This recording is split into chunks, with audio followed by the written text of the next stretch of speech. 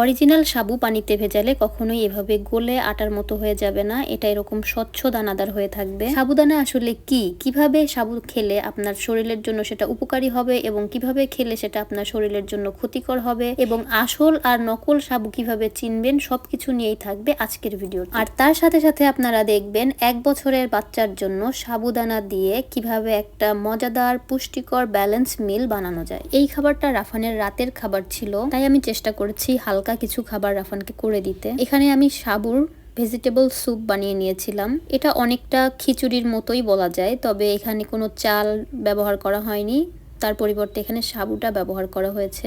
সাথে সামান্য পরিমাণ মসুরের ডাল দেওয়া হয়েছে আর দিয়েছি আমার ঘরে থাকা কিছু সবজি। আজ আমি দিয়েছি পটল, ধুন্দুল, গাজর আর ক্যাপসিকাম। মশলা হিসেবে আছে 1 চিমটি হলুদ গুঁড়া, জিরা গুঁড়া, এলাচ, দারুচিনি এবং 1 কোয়া রসুন। রাফানের যেহেতু 1 বছর হয়ে গেছে, তাই পরে আমি 1 চিমটি লবণও ব্যবহার করেছি। রাফানের 1 বছর বয়সের পর থেকে আমি ওর রান্নায় কাঁচা মরিচ ব্যবহার করছি, তবে এখনো আমি ওকে মরিচ কেটে দেই না, আস্ত মরিচটাই আমি ওর রান্নায় দিয়ে দিই, শুধু ফ্লেভারটার সাথে ও অ্যাডজাস্ট করুক। পরে আমরা ধীরে ধীরে মরিচ কেটে ওকে খাওয়াবো এবং আস্তে আস্তে ঝালের পরিমাণটা বাড়াবো। তবে রাফান কিন্তু এখন আমাদের জন্য রান্না করা তরকারি থেকে দিলেও ও খেতে পারে মাশাআল্লাহ। তবে আমি সাধারণত ওকে এখনো আলাদাভাবে রান্না করে দেওয়ারই চেষ্টা করি। আর আমি এখানে কি কি মশলা ব্যবহার করলাম সেটা কিন্তু আমি অলরেডি দেখিয়ে দিয়েছি। আমি তরকারিটাকে খুব বেশি কষাবো না, সুন্দরভাবে হাতে মেখে পানি দিয়ে রান্নাটা বসিয়ে দিলাম কুকারে। এবার আমি দেখিয়ে দিব কিভাবে আসল আর নকল সাবুদানা চিনবেন। তো এখানে কিন্তু দেখতে পাচ্ছেন 2 রকমের সাবুদানা আছে 2 প্লেটে। আমি এখানে ব্ল্যাক কালার প্লেট নিয়েছি যেন আপনারা সহজে দেখে বুঝতে পারেন পার্থক্যগুলো কেমন। প্রথমে এই সাবুদানাগুলো খেয়াল করে দেখেন, এটা কিন্তু স্বচ্ছ, খুব সুন্দর দানাগুলা। আর অপর দিকে এই প্লেটের সাবুদানাগুলো লক্ষ্য করলে দেখবেন এগুলো কিন্তু স্বচ্ছ নয়, এগুলো বাজার থেকে আনা লোকাল মার্কেটের সাবুদানা। এই দানাগুলো কিন্তু কোনোভাবেই ট্রান্সপারেন্ট নয়, এগুলো একদম গাঢ় সাদা রঙের দানা। তো খালি চোখে এটা দেখেই কিন্তু বোঝা যায় যে আসলে কোনটা আসল আর কোনটা নকল। তারপর দ্বিতীয় ধাপে বোঝার জন্য আমি সাবুতে পানি দিয়ে দিলাম। দেখেন পানিতে ভেজানোর পরে কি হয়। যেটা অরিজিনাল সাবুদানা সেটাতে পানি দেওয়ার পরেও সাবুদানাগুলো স্বচ্ছ আছে, পানির কালার কিন্তু পরিবর্তন হয়নি, পানির কালার একদম স্বচ্ছ।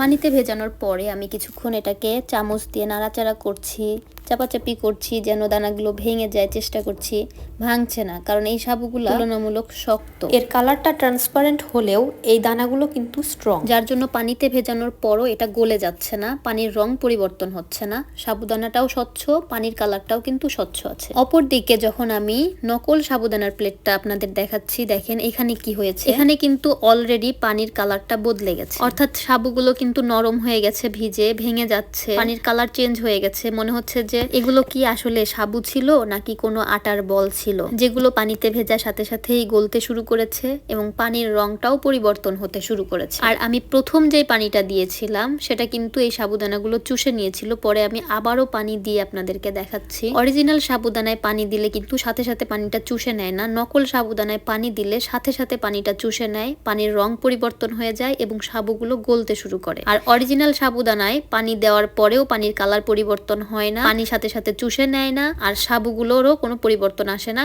দেখতে স্বচ্ছই থাকে। প্রাথমিকভাবে এটা দেখেই কিন্তু বুঝতে পারবেন যে আসলে কোনটা অরিজিনাল সাবু আর কোনটা নকল। অরিজিনাল সাবুদানাকে আপনি 2 ঘন্টা পানিতে ভিজিয়ে রাখলেও এটা গলে যাবে না, আর নকল সাবুদানা তো পানি দেওয়ার সাথে সাথেই গলতে শুরু করেছে, আর 2 ঘন্টা পর কি অবস্থা হয় সেটা তো আপনারা ভিডিওতে দেখতেই পাচ্ছেন। তো এই হলো অরিজিনাল আর নকল সাবুদানা চেনার উপায়। নিশ্চয়ই এখন আপনারাও বুঝতে পারবেন যে কোনটা অরিজিনাল সাবুদানা আর কোনটা নকল সাবুদানা। আর last but not the least, original সাবুদানাটা সেদ্ধ হতে খুব বেশি সময় নেয় না, তুলনামূলক এটা খুব দ্রুত কুক হয়ে যায়। আর রান্না করার পরে দানাগুলো কিন্তু গলে যায় না, দানাগুলো পুরোপুরি ট্রান্সপারেন্ট হয়ে যায়, অর্থাৎ স্বচ্ছ এবং ছোট ছোট বলের মতো দেখা যায়। আমি রান্না করার সময় একটু হলুদ ব্যবহার করেছি, যার জন্য এখানে হলুদ হলুদ একটা ভাব চলে এসেছে। হলুদ ছাড়া রান্না করলে বা দুধ দিয়ে রান্না করলে কিন্তু এটা পুরো একদম স্বচ্ছ একটা বলের মতো দেখা যেত। সাগু বা সাবুদানা হলো টেপিওকা নামক গাছের মূলের নির্যাস থেকে তৈরি স্টার্চ। এটি সহজে হজমযোগ্য ও কার্বোহাইড্রেট সমৃদ্ধ একটি খাবার। এটা শরীরে দ্রুত শক্তি যোগাতে বা ওজন বৃদ্ধি করতে কিন্তু দারুণ কাজ করে। সাবুদানার ভালো দিকগুলো হলো এটি সহজে হজম হয়, এটি শরীরে দ্রুত এনার্জি দিতে পারে, আর এটা গ্লুটেন ফ্রি হওয়ায় খাবার হিসেবে সবার জন্য মোটামুটি নিরাপদ।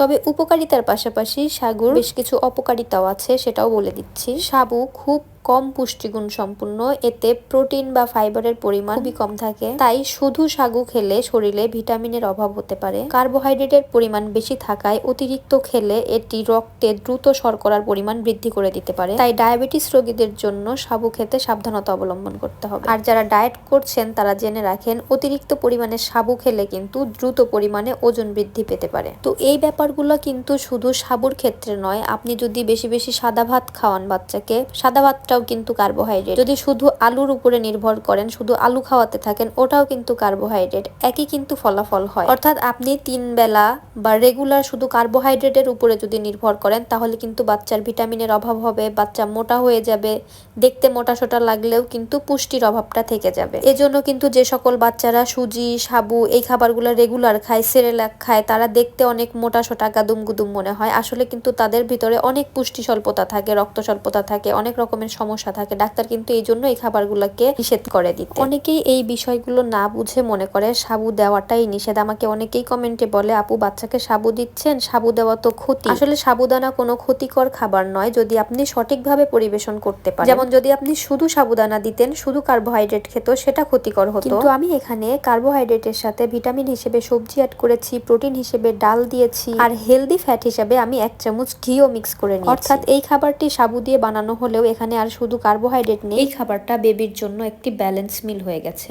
তাই আপনি বাচ্চাকে কি খাওয়াচ্ছেন শুধু সেটাই ম্যাটার করে না, বরং কিভাবে খাওয়াচ্ছেন সেটাও কিন্তু ম্যাটার করে। একই রকম খাবার বারবার না দিয়ে শিশুকে ঘুরিয়ে ফিরিয়ে বিভিন্ন রকম ভাবে খাবার দিবেন, আর শিশুর সারাদিনের খাবারে পুষ্টি উপাদানগুলো যেন ব্যালেন্স থাকে এই দিকটা লক্ষ্য রাখবেন।